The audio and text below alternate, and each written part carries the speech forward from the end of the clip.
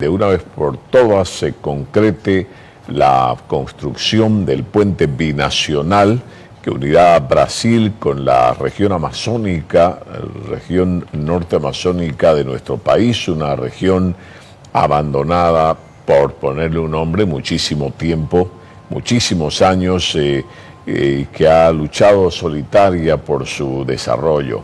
Estamos ya en vivo con el doctor Alejandro Unzueta. ¿Cómo está, doctor Unzueta? Buenas noches.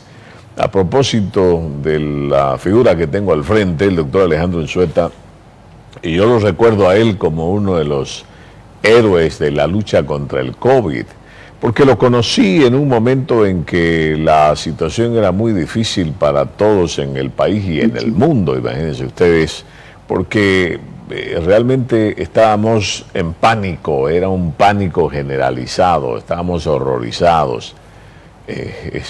Era una situación realmente horrible. Y aparece el doctor Unzueta de pronto en medio de ese maremón de pánico, de miedo, de temor, de terror. La gente, todos pensamos que nos íbamos a morir. Y claro que nos vamos a morir, pero pensábamos que ese era el momento, ¿no? ¿Cómo está, doctor Unzueta? Buenas noches. ¿Cómo le va a usted? ¿Cómo está, querido Dorito? Realmente un orgullo que usted me entreviste después de tanto, de creo 3 años, cuando fuimos tocados esa vez que yo les dije, por Dios, y todo el mundo me decían el loco, ¿se acuerdan?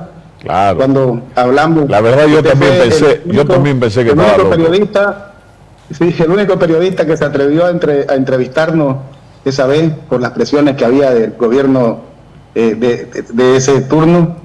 Y bueno, nosotros dijimos de que había que evitar, ¿no?, que era una infección generalizada, que había que hacer una terapia multifocal. Y mire usted cómo el tiempo nos dio la razón. Claro, y a eso quería llegar, doctor Unzueta, en un momento en que la Organización Mundial de la Salud decía, porque hay que recordar, el problema es que nos olvidamos y cometemos los mismos errores. Solo ibuprofeno había que tomar, ¿verdad? Claro, decía la OMS que esa enfermedad no tenía solución, no tenía cura. Recuerde usted que decía que apenas alguien se contagia había que aislarlo en todo el sentido de la palabra, y cuando se muera había que meterlo en una bolsa plástica o cremarlo, y como en los casos en que no habían hornos crematorios, había que cavar pero lo más hondo posible para borrar todo vestigio. Entonces fuimos testigos de cómo la gente se horrorizó y cómo en la familia se enfermaba alguien del SARS-CoV-2, el resfrío, con el nombre COVID, y lo aislaban lo más lejos posible, no importa si era la mamá, el papá, el hijo, el pánico del resto de la familia, encerrado, iban y le dejaban su platito con comida ahí a la puertita y salían pero corriendo. El enfermito, no importa usted, escuchaba que ya pelaron de ahí, abría la puerta, sacaba la manito, metía la comida o los medicamentos, supuestamente, porque no habían medicamentos para eso, ¿no? Según la OMS. Claro. Y entonces solo era ibuprofeno, claro, acetamol. Pero mucha gente se dio cuenta que no era así. Y aparece entonces el doctor Alejandro Unzueta y empieza a librar una batalla que yo la recuerdo. El doctor Unzueta, usted salvó muchas vidas y en el Beni lo han reconocido, por eso es gobernador, salvó muchas vidas. Fui testigo, tengo un montón de videos, o por lo menos tenía, de cómo la gente hacía cola para que usted les dé una medicación que la compuso usted misma con ese tratamiento que usted llama multifocal, ¿no? Donde creo que había desinflamatorio. Y fíjese usted que después de usted, varios meses, casi un año después, fueron los médicos italianos los que, con el terror que le tienen a la OMS, el médico es como un cura hablando contra el Vaticano, ¿no? Entonces la OMS dijo, la OMS es mucho decir, ¿no? Son 2 tipos que manejan la OMS y dijeron, prohibido hacer autopsia. Y entonces todos los médicos les temblaban las choquizuelas, ¿no? Para recordar lo que decía un diputado hace rato. temblaban las canillas porque no pueden desafiar, imagínense, a su cúpula, que es la OMS, manejado igual que el Vaticano, por uno o dos tipos, digamos. Y era mentira, pero era mentira. El tiempo nos dio la razón. Y murió mucha gente, murió por falta de atención, murió porque entró en pánico, murió por muchas razones, menos por COVID. Entonces, ahí aparecen los médicos italianos que dicen que además, con el pánico que tienen, a donde quería llegar, acudieron a un magistrado en Italia, al doctor Angelo Giordano, y le pidieron que él, si podía firmar una orden para que ellos puedan hacer autopsias, porque si las hacían sin permiso y en contra de la OMS, estaban aquí. Y el magistrado italiano, al que le explicaron, le dijo, mientras nosotros no hagamos autopsia, no vamos a saber de qué ni qué hacer. Pero les decía, hemos estudiado, es una ciencia, la hemos estudiado. ¿Por qué no nos permiten hacer autopsias para saber cuál es la causa real? ¿Por qué muere nuestra gente? El magistrado italiano Angelo Giordano le pegó la firma y ordenó que hagan. Entonces los médicos se ampararon en esa resolución. 500 autopsias hicieron. Y después de eso llegaron a la conclusión cerrada de que el problema no era la muerte por el COVID, sino por los famosos trombos, resultado de la inflamación que provocaba el tema, ¿no? Entonces, ahí estuvo. El problema es que tenemos que aprender de los errores que cometemos en el pasado y de las cosas que nos mienten, porque luego vienen otras mentiras. Pero de ese tema vamos a hablar después. Doctor Unzueta, hablamos ahora de ese puente magistral que lo veo en una animación computarizada. Gobernador, mañana hay una reunión importante. Brasil, a cumplir, creo que son 120 y tantos años después, el Tratado de Petrópolis, que podría convertir a esa parte de la región amazónica de nuestro país en un potencial polo de desarrollo, imagínese usted. Pero todavía no hay solución, todavía no se ha podido conciliar con el gobierno respecto a este tema. ¿Qué me dice, doctor Unzueta? Entendemos que este miércoles, hay una reunión que podría ser decisiva con autoridades brasileñas, aunque es una reunión virtual. Entendemos que es una reunión que puede ser decisiva en este tema de la construcción del puente. Es correcto. Bueno, ustedes han visto que venimos casi desde 2 meses alertando a nuestros hermanos venianos sobre, yo creo que es un concepto, se llama mitomanía, ¿verdad? Demasiadas mentiras, demasiadas verdades a medias para querer justificar un informe técnico que lo único que ha hecho ha sido poner en riesgo un sueño, como usted bien lo dijo, de 120 años de los venianos. El Beni es un gran departamento con un potencial agroproductivo similar al estado de Rondônia y en algunas zonas similar a Santa Cruz. Ha estado postergado por décadas por diferentes gobiernos de turno. Ahora este puente va a permitirnos a los venianos romper las cadenas de si quiere hablarlo así con un término, mediterraneidad de carreteras. Nosotros solo tenemos una carretera estable al resto del país, que es la carretera a Santa Cruz. La carretera a La Paz es una carretera que tiene varios peligros, una carretera que no está en las mejores condiciones. Entonces, solamente esas 2 vías de acceso a los demás departamentos hace que el Beni no hubiera sido atractivo para los inversionistas, ¿verdad? Pero ahora este puente, que nos permita a los venianos convertirnos en una macro región de exportaciones, de importaciones, convertirnos en un corredor de exportación norte, donde un Atlántico con Pacífico. Realmente el Beni, gracias a esa frontera que tenemos con los hermanos de Brasil, que casi son 2.000 kilómetros, se convertiría, como se dice, en la niña bonita y ayudaría a Santa Cruz a aportar en el grano del país, ¿verdad? Entonces, estamos cansados, querido Jorge, de tantas mentiras, tantas reuniones técnicas, cuando ya el 6 de julio, en la reunión que tuvimos en Brasilia, donde fue nuestra secretaria de Obras Públicas, allá ya se alertó por todas las autoridades brasileras de que las observaciones técnicas puestas por el Ministerio de Obras Públicas a través de la Cancillería ponían en riesgo la cronología, estoy hablando, ¿verdad?, de construcción de este puente. ¿Qué quiere decir?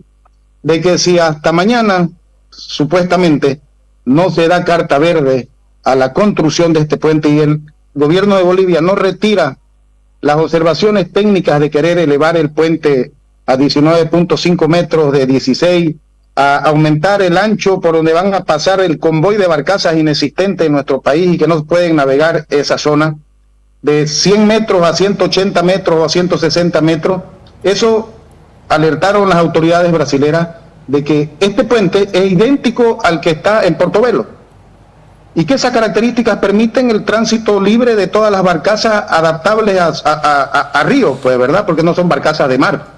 Entonces, si nosotros, como Estado boliviano, no retiramos esas observaciones de pedir de que se modifique el diseño, dicen de que se tiene que hacer otro diseño, por lo tanto se tiene que bajar la licitación, se tiene que hacer un nuevo estudio y eso alteraría la cronología de 2 a 3 años. Y no nos olvidemos que ya el 2008 ya se cayó nuestra construcción cuando estaba Evo Morales, ¿verdad? Y bueno, después vino Dilma y ya nadie tocó el tema del puente. Nosotros como gobierno autónomo departamental y como miembros de la comisión mixta empezamos a mandar cartas a la Cancillería, a los vereadores, a los diputados, a los senadores federales y logramos hacer esa amalgama. Y ahora que ya está en el POA de Brasil, que el mismo presidente Lula ya ha informado de que está en el POA oficialmente, el ministro de Transporte de Brasil, que es Obras Públicas acá, vino oficialmente a decir que se iba a licitar, ahora está en riesgo. Aquí parece que hay una cuestión de que no le informan adecuadamente al presidente. Ahí voy, gobernador, ahí voy.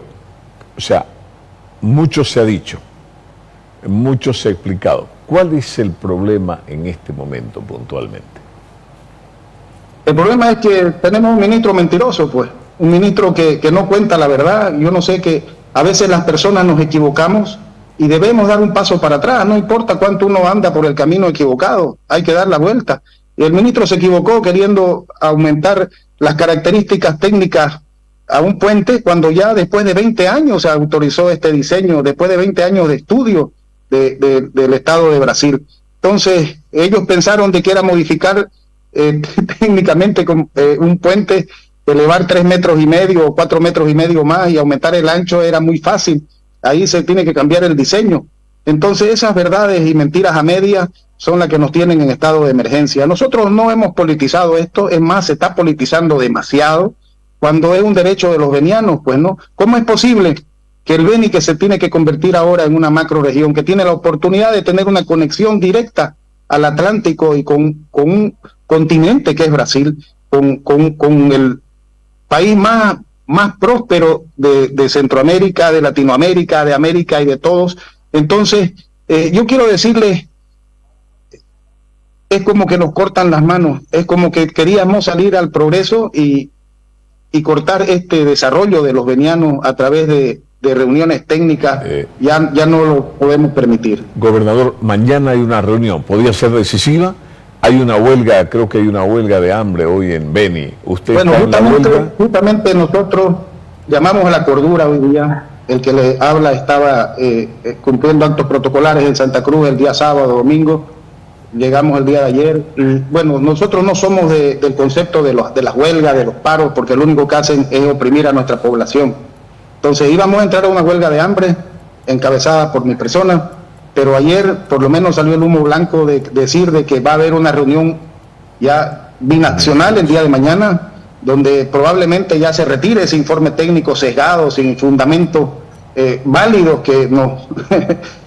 Inclusive me injuriaron de dentista porque yo les dije que no se podía navegar en esa zona. Nadie puede cambiar un diseño final sin previamente bajarlo y hacer un nuevo estudio, ¿verdad? Y eso altera la cronología.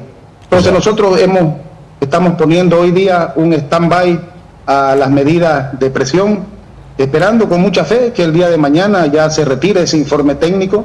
Si no fuera así, yo creo que el Beni se va a poner muy complejo, muy difícil el tema, porque vamos a parar de la manera más sensibilizantes posible, ¿no? Porque no consigo. Yo escuché a un ministro, creo que fue el de Obras Públicas, que dijo: el presidente nos ha ordenado que ese puente se hace.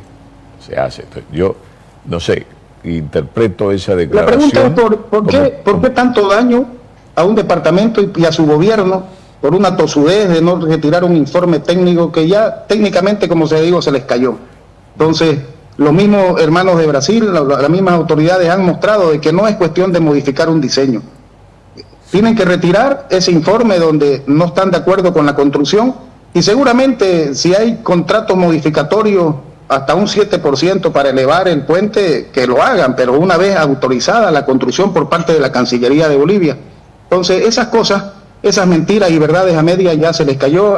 Hay muchas autoridades venianas que han estado defendiendo, como el senador Justiniano, ¿qué pasa el senador Vaca.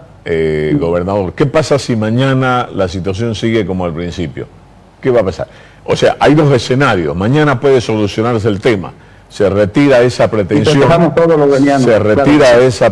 pretensión y se da luz verde a la construcción del puente, porque hay observaciones que son importantes. Decían ustedes, que son los que conocen, no conozco esa parte del Beni, tampoco soy ingeniero hidráulico, pero dicen que esa parte no es navegable por el tema de las cachuelas. Para nada. ¿No? Y que nunca ha sido navegable, es un lugar peligroso para las embarcaciones.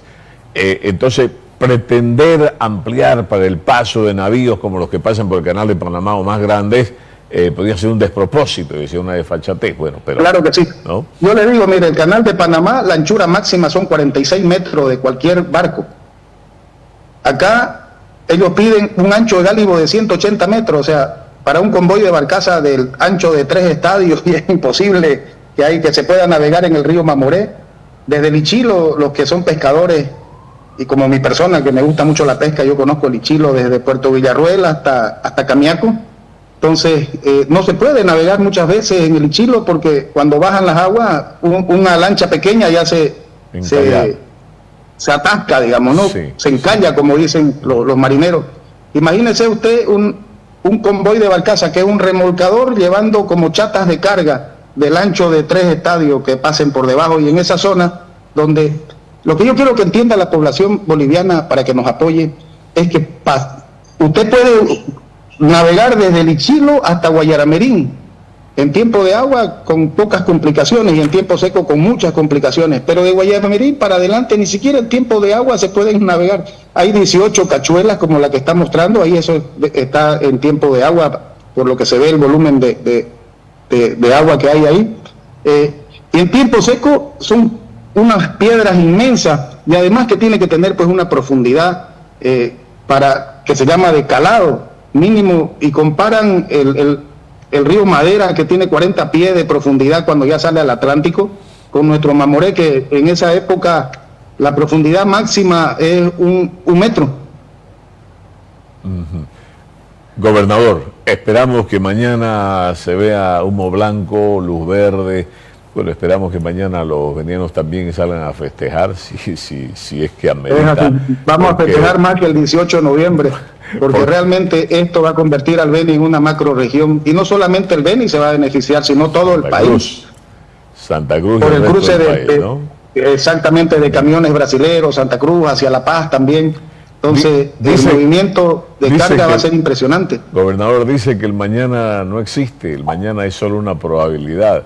Y dicen allá por Valle Grande, ¿no? Dicen, no soy vallegrandino, pero soy un admirador de la filosofía de los vallegrandinos. Dice, más vale pájaro en mano que 100 volando, ¿no? Entonces, mejor tener el puentecito a de repente... Por eso que los vallegrandinos son los mejores 100 años. Yo soy casado con una vallegrandina y son pájaro en mano de 100 volando, ¿no? Mucha filosofía. Y son duros los vallegrandinos. Mi querido Jorito, muchas gracias por la entrevista. Bueno, decirles de que el Beni sigue en vigilia constante, porque este sueño no lo dejaremos que nos lo arrebaten.